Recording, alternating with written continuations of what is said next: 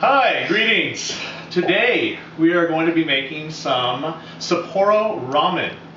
This hails from the Sapporo region where the beer actually comes from. It's a very popular dish.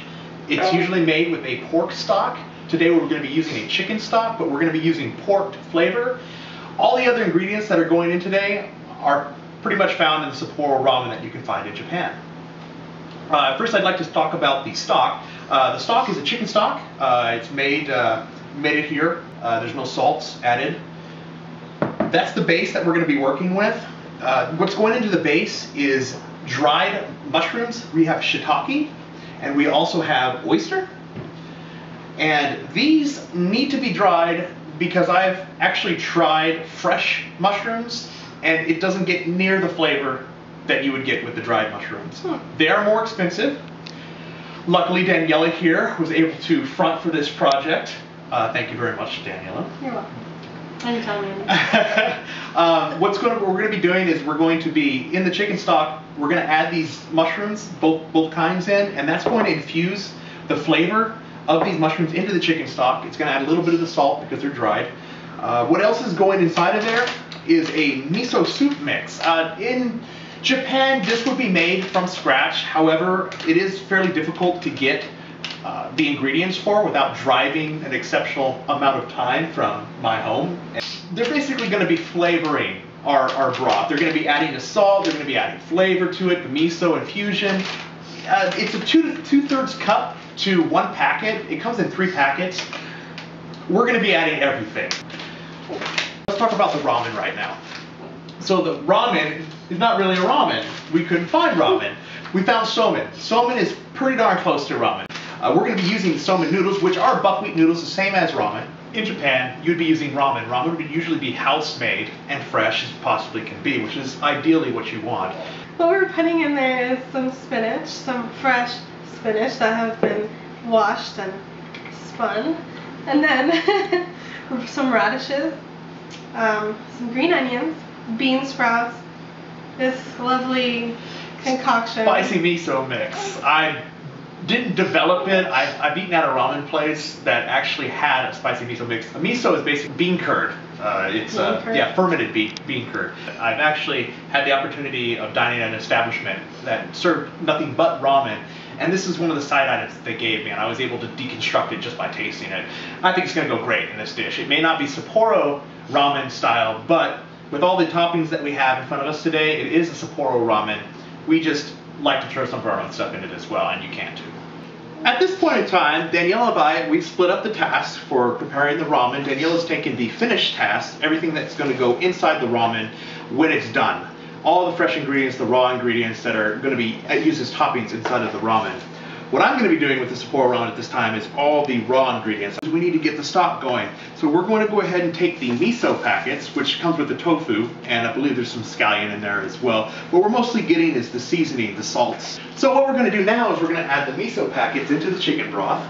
Now what we're going to be doing is we're going to be adding the dried mushrooms.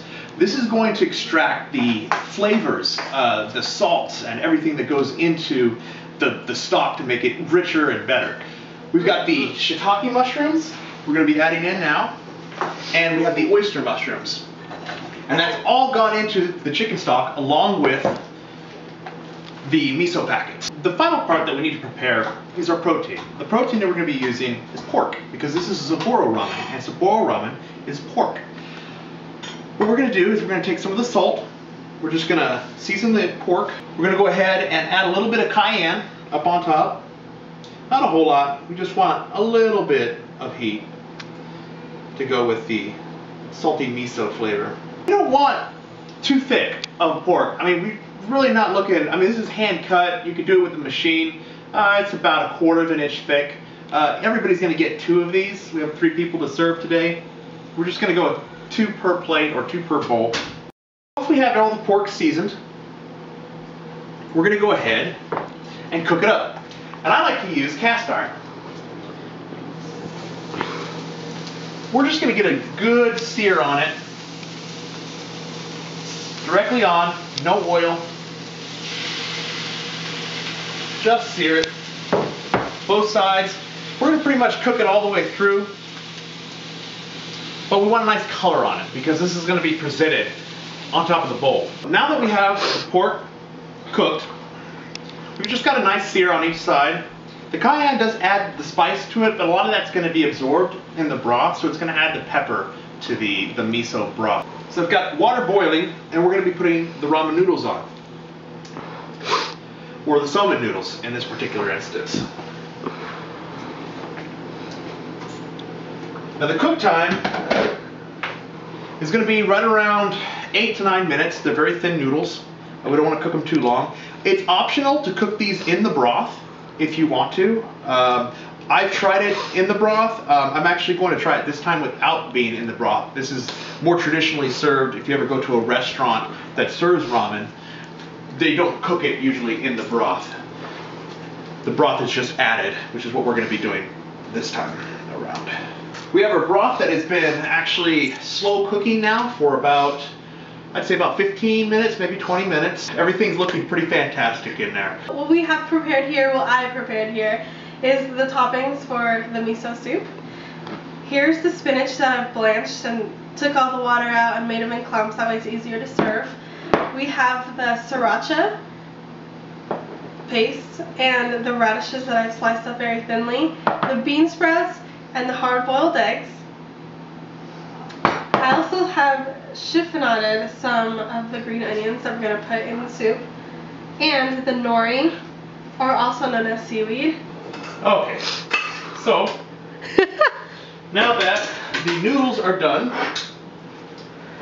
I'm going to add them, hopefully in equal parts, to the bowls for service.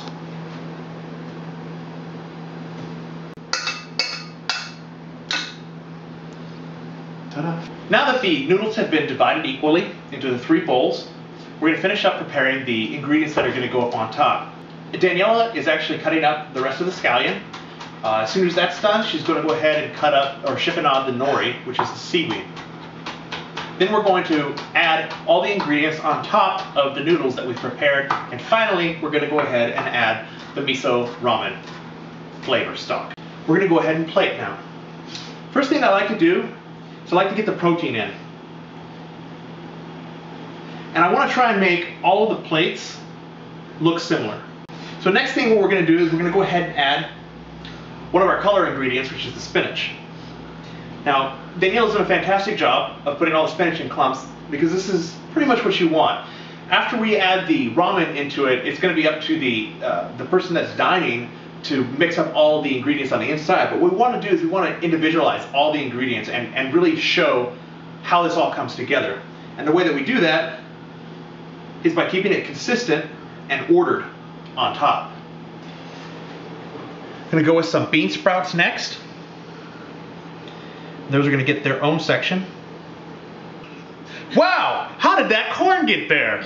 I don't remember that being on the menu. Wow, go figure. Sapporo Ramen really does need that corn in order to make it work. So we're going to go ahead and use this corn, which we forgot. And it was recently prepared. Well, that I forgot, yeah, whatever. And we're going to go ahead and add the corn in right next to the spinach. A couple spoonfuls. Next, we're going to go ahead and go for our radishes. Right up on top of the corn. So pretty.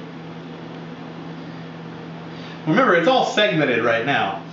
When you actually get to eat this, you're going to want to go ahead and mix everything up to spread the flavors. So now we've got the green of the spinach, the yellow of the corn, red of the radish. Add our scallions. Daniela, why don't you go ahead and place the egg right in the middle. We just merely cut the egg after hard boiling it. We cut it in half, and this is what's served usually up on top. Well, there's one more thing that's served up on top, and that's the nori. And remember, the spicy miso is completely optional. So now that almost everything is prepared, we're going to go ahead and add the ramen flavor, or the ramen stock, up on top.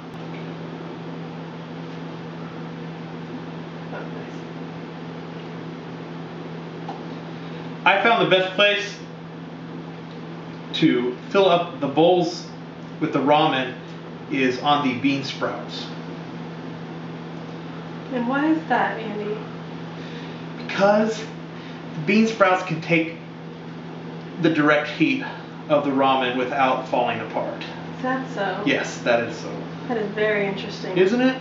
Isn't it just amazing the things that we learn in the kitchen daily? Like before today, you didn't even know what Sapporo Ramen was. But now you do. Learn new things every day. Mm-hmm. We top it off with a little bit of nori. This is our final product. Yum, I'm so excited. I know we've been waiting hours for this, and I'm always hungry. So, taking my first bite. I've got it all over my face. That is really good. Wow, Chef Andy, this is amazing.